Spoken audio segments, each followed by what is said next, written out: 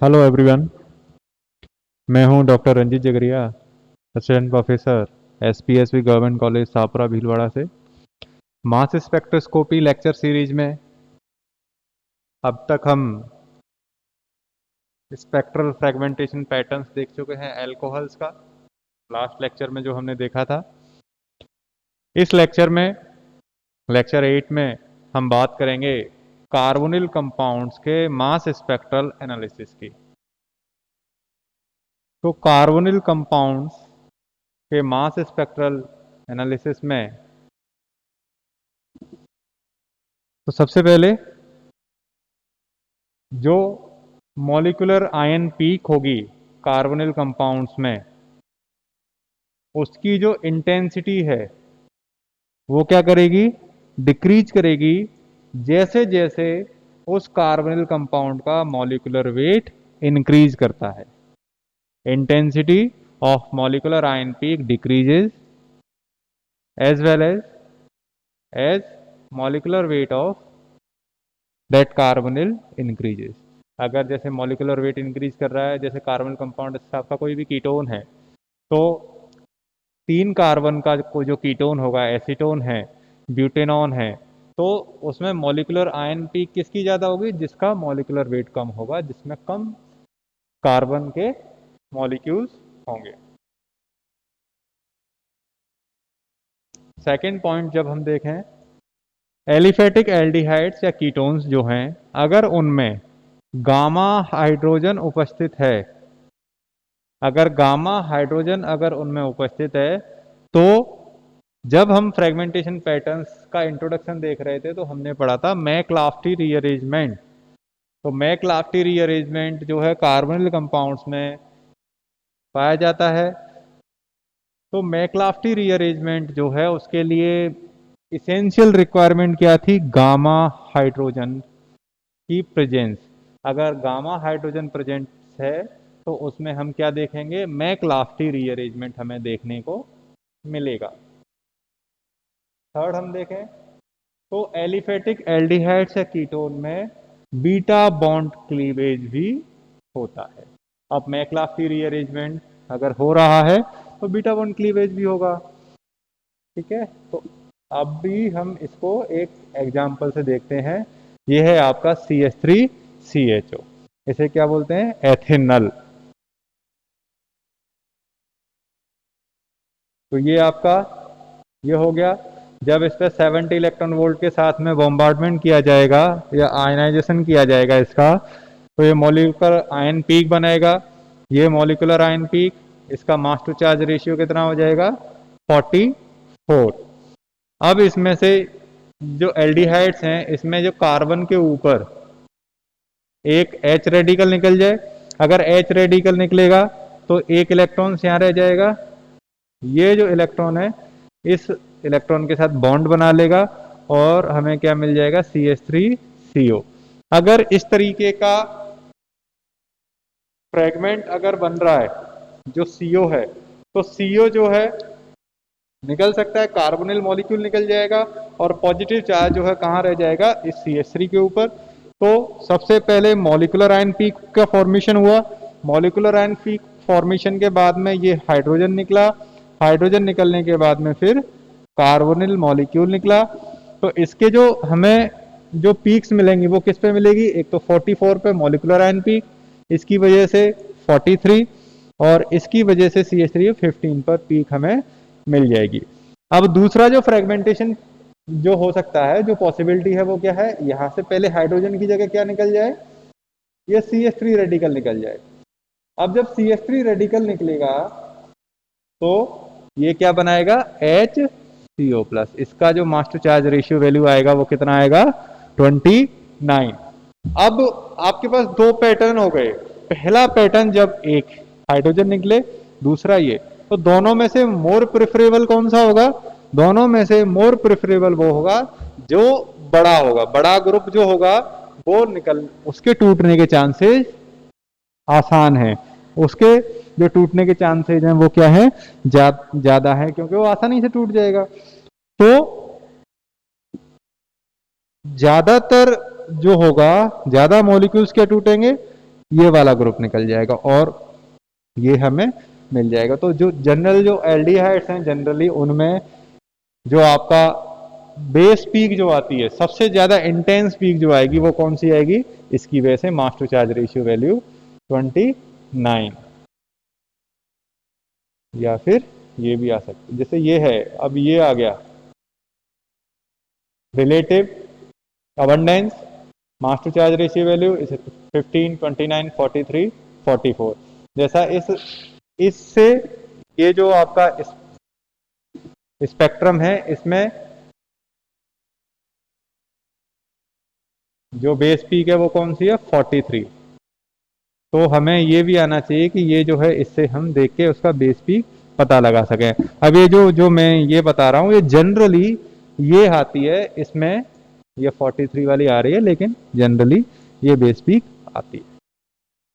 Next example जब हम देखें तो सेम इसी तरीके से ये है दो, तो पहले मॉलिक्यूलर आयन पीक बना, फिर ये टूटा, फिर उसके बाद कार्बोनिल निकलेगा और ये 29।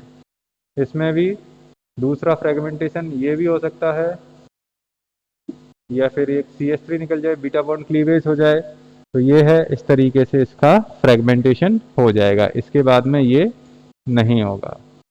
नेक्स्ट हम देखें in aliphatic aldehydes some peaks are fixed like mass to charge ratio 29, 43 और M-1, M-29। तो ये जो पीक्स हैं वो जनरली हमें मिलती हैं। कुछ एलिफेटिक एल्डिहाइड्स हैं उनमें ये पीक तो आपको मिलेगी मिलेगी। ये पीक कौन सी पीक है,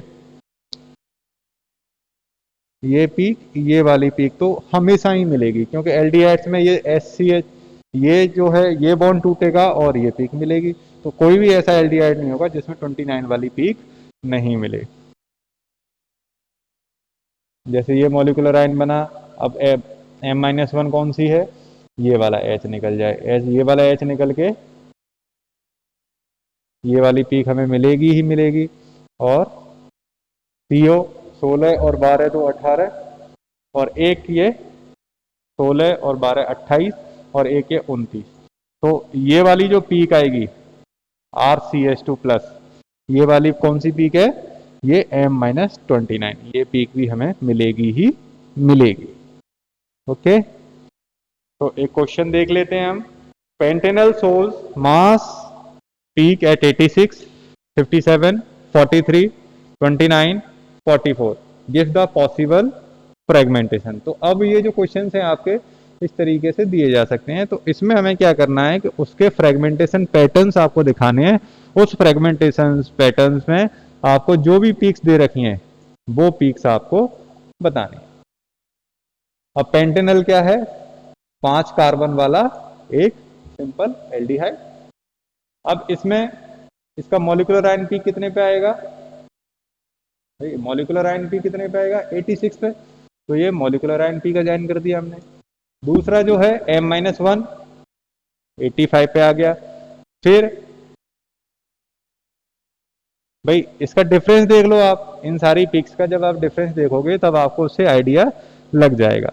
तो अब जैसे इसमें से कार्बोनिल जो है हमने गया तो 28, तो ये 57 पर, ये वाली पीक हमें 57 पर मिल जाएगी। 57 और 43, तो इसमें क्या कितना डिफरेंस है 14 का, तो 14 का डिफरेंस है। तो एक CH2 अगर हम इसमें से एलिमिनेट कर दें, एक CH2 चला जाए तो CH3 CH2 CH2 ये मिल जाएगा हमें। तो एक पीक हमें ये मिल गई। ये कितने पे मिल गई हमें 43 पर।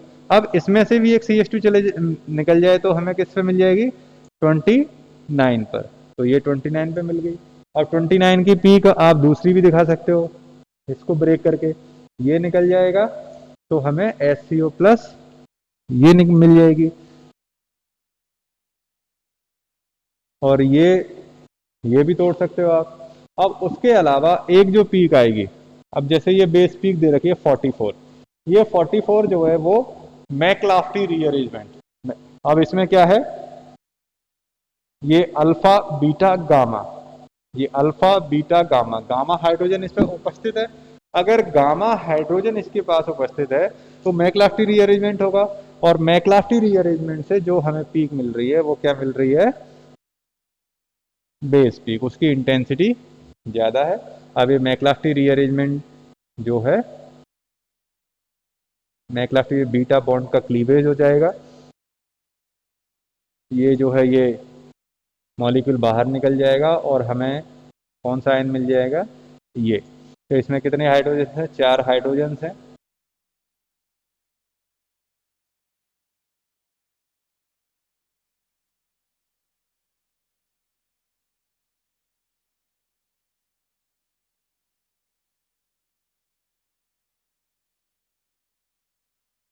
तो ये जो मैक्लाफ्टी रीअरेंजमेंट से जो हमें मिल रहा है, ये क्या कहलाएगा, मैक्लाफ्टी रीअरेंजमेंट आयन।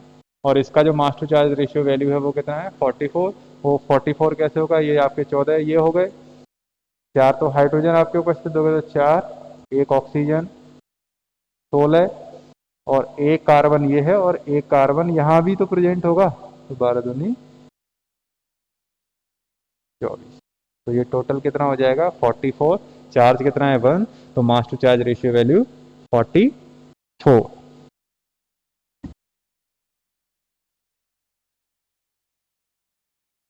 तो नेक्स्ट एग्जांपल, कोई भी कीटोन जो है, अब ये जैसे एसीटोन है, इसका मॉलिक्यूलर आयन पीक ये आ जाएगा। मॉलिक्यूलर आयन पीक जो आएगा ये CH3CO CH3, इसका मास टू चार्ज रेशियो वैल्यू कितनी हो जाएगी आपकी,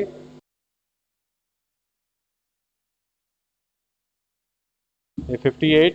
अब इसमें से कोई भी बॉन्ड क्लीव हो सकता है। जब बॉन्ड जो क्लीव होगा, जैसे यहाँ तो एसीटोन है, एसीटोन में तो ये आपके दोनों जो ग्रुप्स हैं वो सेम है, तो कोई भी क्लीव हो कोई फर्क नहीं पड़ता। लेकिन जब दोनों जो ग्रुप्स हैं वो डिफरेंट होंगे, तो सबसे पहले कौन सा ग्रुप जो है वो टूटेगा, बड़ा वाला। जो बड़ा ग्रुप होगा वो पहले ब्रेक होगा। तो इसमें से एक निकला, एक CH3 ग्रुप निकला, तो आपको कौन सा मिल गया, ये आयन। फिर इसमें से CH CO जो है वो निकल जाएगा। इसी तरीके से ये आप देख सकते हैं। अब जब आप इसको देखोगे तो इसका पहले तो मॉलिक्यूलर आयन पीक आ गया। अब इसमें 2 पैटर्न्स मिलेंगे आपको, पहले एक और ये 2, दोनों टूट सकते हैं। तो पहले ये वाला टूटा तो आपको ये मिल गया, फिर इसमें से CO निकल गया और ये मिल गया। इसी तरीके से ये वाला बॉन्ड भी ब्रेक हो सकता है इसमें। तो पहले ये बॉन्ड जब ब्रेक होगा तो ये निकल जाएगा और ये मिल जाएगा हमें, और फिर उसके बाद ये CO जो है वो निकल जाएगा और CH3+।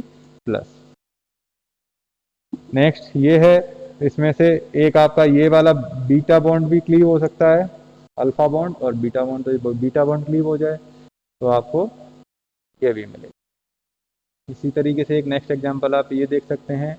इसका आप वीडियो को पॉज करके पहले इसको फ्रेगमेंट करो, फ्रेगमेंट करने के बाद में आप इसको चेक कर सकते हैं। नेक्स्ट जो है, नेक्स्ट एग्जांपल में एक हम एरोमेटिक एल्डिहाइड का एग्जांपल लेंगे। जैसे हम बेंजल्डिहाइड का एग्जांपल ले लेते हैं। जैसे ये बेंजल्डिहाइड है, C6H5CHO, तो इसका मॉलिक्यूलर आयन पीक बनेगा, मॉलिक्यूलर आयन पीक बन गया। इसका मास टू चार्ज रेशियो वैल्यू कितना हो गया, 106। अब इसमें से एक H रेडिकल निकालेंगे, ये H रेडिकल निकलेगा, M-1 पीक मिल गई हमें। फिर इसमें से CO निकलेगा, M-29 पीक हमें मिल गई, और ये जो पीक है वो क्या है, बेस पीक। अब इसमें से एक C2H2 मॉलिक्यूल निकल गया, तो हमें ये मॉलिक्यूल मिलेगा भाई 77 में से आप कितना निकाल रहे हो, 26। तो इसमें से हमें क्या मिल जाएगा, 51 मास टू चार्ज रेशियो वैल्यू। उसके बाद में आपको नेक्स्ट मॉलिक्यूल C2H2, एक C2H2 और निकालोगे तो आपको C ट्रिपल बॉन्ड CH ये मिल जाएगा, और ये इसका क्या हो जाएगा, मास स्पेक्ट्रम बेंजल्डिहाइड का, जिसमें आपको 106, 105, 77 जो है वो बेस पीक, और 51 ये पीक जो है आपको इसमें दिखा। एक पीक जो है 25 वाली पीक भी आप इसमें दिखा सकते हैं। नेक्स्ट एक एग्जांपल देखते हैं हम एसिटोफिनॉन का। तो एसिटोफिनॉन का बेस वैल्यू के साथ में आपको यहाँ 2 ग्रुप्स हैं, 1 और 2। इसमें एक आप 29 वाली जो पीक है वो भी आप इसमें दिखा सकते हो, ये वाला ग्रुप, ये ब्रेक करके एक 29 वाली पीक भी आप इसमें दिखा सकते हैं। जैसे एसिटोफिनोन है, तो एसिटोफिनोन जो है, एसिटोफिनोन में एक यहाँ से ब्रेक हो सकता है, एक यहाँ से ब्रेक हो सकता है, तो यहाँ से ब्रेक होगा तो पहले मॉलिक्यूलर आयन पीक CH3, फिर 105, और फिर सेम जो हमने ऊपर जो पहले अभी हमने देखा था बेंजल्डिहाइड का, सेम उसी तरीके से इसका फ्रेगमेंटेशन हो जाएगा। सेकंड फ्रेगमेंटेशन जो है वो ये वाला हो सकता है। जब ये वाला होगा तो आपको क्या मिलेगा, CH3CO।